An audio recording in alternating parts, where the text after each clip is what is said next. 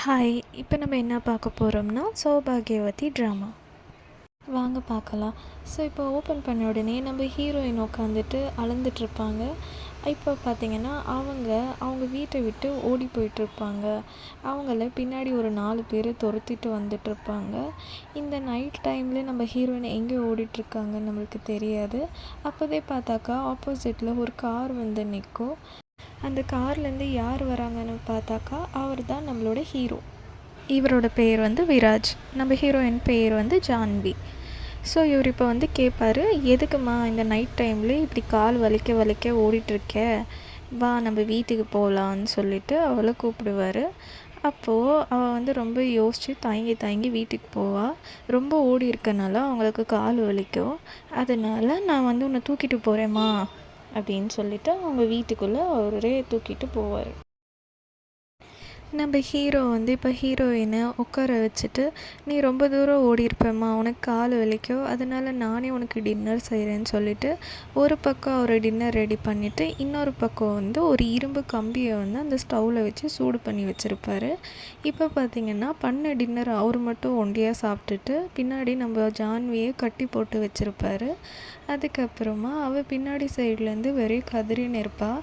இப்போது அந்த சூடு பண்ணி வச்ச கம்பியை நம்ம ஜான்விக்கிட்ட எடுத்துகிட்டு போயிட்டு, நீ வந்து மறுபடியும் என்னை விட்டுட்டு ஓடி போகக்கூடாது இல்லைம்மா, அதுக்காக தான் நான் உனக்கு இந்த பனிஷ்மெண்ட் தரேன் அப்படின்னு சொல்லிட்டு அவளுக்கு கால்லேயே அப்படியே சூடு வச்சு விட்ருவாங்க. அதுக்கப்புறமா, நீ ஏம்மா இப்படி பண்ணுற, நீ ஓடிட்டுருக்கனால தானே, என்னை விட்டு போகிறனால தானே நான் இந்த மாதிரி உனக்கு சூடு வைக்க வேண்டியதாக இருக்குது, உனக்கு பனிஷ்மெண்ட் பண்ண வேண்டியதாக இருக்குது, இந்த மாதிரி பண்ணாத, நீ இல்லாமல் என்னால் இருக்க முடியாதுன்னு சொல்லிட்டு மறாவது நாள் காலையில் ஏறும். அப்போ அவனே மெடிசன்லாம் எடுத்துகிட்டு வந்து அவளுக்கு தடவி விட்டு காஃபி எல்லாம் போட்டு எடுத்துகிட்டு வந்து வச்சுருப்பான். அப்புறம் அவகிட்ட சொல்லுவாள், நீ ஏம்மா எப்போ பார் என்னை விட்டுட்டு ஓடிட்டு போகிற, எனக்கு வந்து உன் மேலே எவ்வளோ லவ் இருக்குது, என் லவ்வை நீ ஏன் புரிஞ்சிக்க மாட்ற, நீ என்னை விட்டு போகாத, நீ இல்லாமல் என்னால் இருக்க முடியாது, ஸோ நீ போயிட்டு ஃப்ரெஷ்ஷப் ஆகிட்டு வா அப்படின்னு சொல்லிட்டு நம்ம ஹீரோயினை குளிக்க அனுப்பி வச்சுருப்பான்.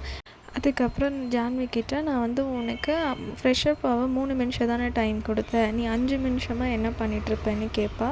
அதுக்கப்புறமா அவள் மறுபடியும் பயப்படுறனால, சரி விடுமா, வந்து காஃபி குடி, நான் உனக்காக காஃபியெல்லாம் போட்டு வச்சுருக்கேன், இதில் நான் எவ்வளோ லவ்வபுளாக உனக்கு பண்ணியிருக்கேன், நீ என்னை விட்டு போகாத, நான் உன்னை ரொம்ப லவ் பண்ணுறேன்னு சொல்லிவிட்டு அந்த காஃபியை கொடுத்துட்டு அவளை குடிக்க சொல்லிவிட்டு அவன் வேலைக்கு கிளம்பி போயிடுவாள்.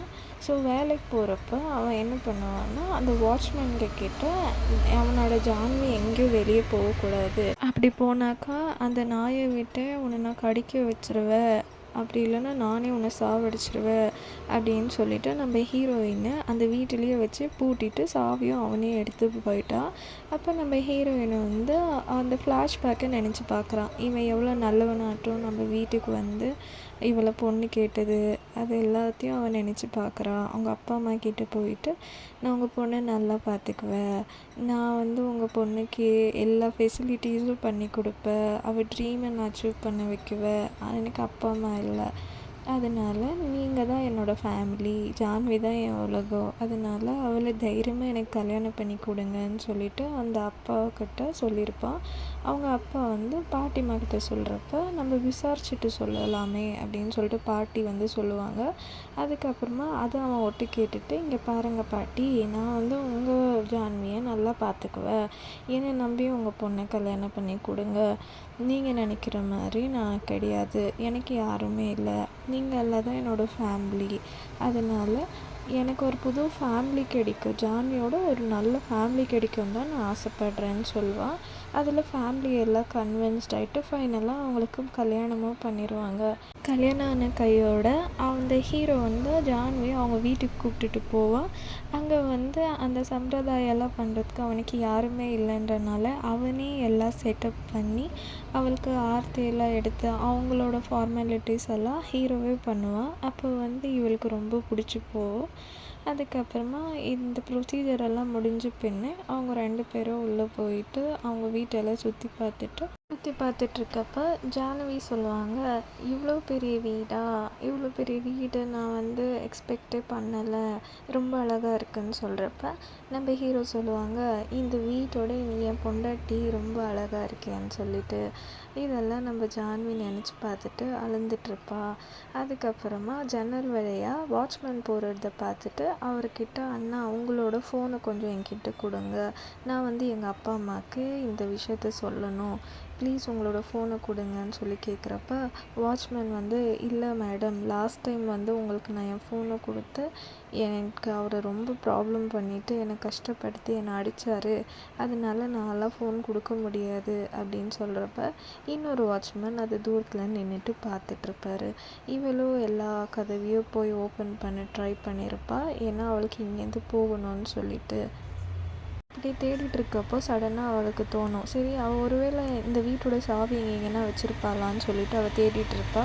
அப்போது அவளோட கல்யாணத்தோட ட்ரெஸ் வந்து அவளுக்கு கிடைக்கும். அப்போ மறுபடியும் அவள் நினச்சி பார்க்குறா. இப்போ வந்து அவன் ஃபஸ்ட் நைட் ரூமை வந்து ரெடி பண்ணிகிட்ருப்பான். அதுக்கப்புறமா ஜான்வியை உள்ளே கூப்பிட்டுட்டு உட்கார வச்சுட்டு சொல்லுவான், "நீ தான் எனக்கு எல்லாமா, ஏன்னா இனிமேல் என் லைஃப்பில் நீ தான் எனக்கு இருக்கிற பெரிய விஷயமே, நீ தான் என்னோடய ஹாப்பினஸ், என்னோடய எல்லாமேன்னு" சொல்லிட்டு பேசிகிட்ருப்பா. அப்போதே பார்த்து நம்ம ஹீரோயின் கையில் ஒரு கருப்பாம்பூச்சி இருக்கும். அதை பார்த்து அவள் பயந்து நடுங்கி போவாள். இதை நம்ம ஹீரோ பார்த்துட்டு, "என்ன இவ சின்ன சின்ன விஷயத்துக்கெலாம் இவ்வளோ பயப்படுறா, ஒரு கருப்பாம்பூச்சியை பார்த்துட்டு எதுக்கு இப்படி இது பண்ணுறான்னு" சொல்லிட்டு அந்த கருப்பாம்பூச்சியை கையிலேயே பிடிச்சி நசுக்கி, "என்ன தைரியம் இருந்தால் என்னோட பொண்டாட்டி மேலேயே நீ உட்காருவ" அப்படின்னு சொல்லிட்டு அந்த கருப்பாம்பூச்சியை அவன் எடுத்துகிட்டு வந்த பாலுக்குள்ளே போட்டுட்டு, "ஏன் ஜான்வி மேலே நீ எப்படி வந்து உட்காரலாம்" அப்படின்னு சொல்லி அந்த கருப்பாம்பூச்சியை வந்து அந்த பாலில் போட்டு அவனே குடிச்சிருவான். அதை பார்த்து நம்ம ஹீரோயினுக்கு வாமிட்டிங்காக வந்துட்டு இருக்கோம். அதுக்கப்புறமா, "இங்கே பாருமா, உண்மையில் அது வந்து அப்படி உட்காந்துச்சு இல்லையா, அதனால தான் நான் இந்த மாதிரி பண்ணேன்னு" சொன்னால் அப்போது நம்ம ஹீரோயின் மயங்கி விழுந்திருப்பா. அடுத்து என்ன ஆகுதுன்னு சொல்லிட்டு நம்ம நெக்ஸ்ட் பார்ட் பார்ப்போம்.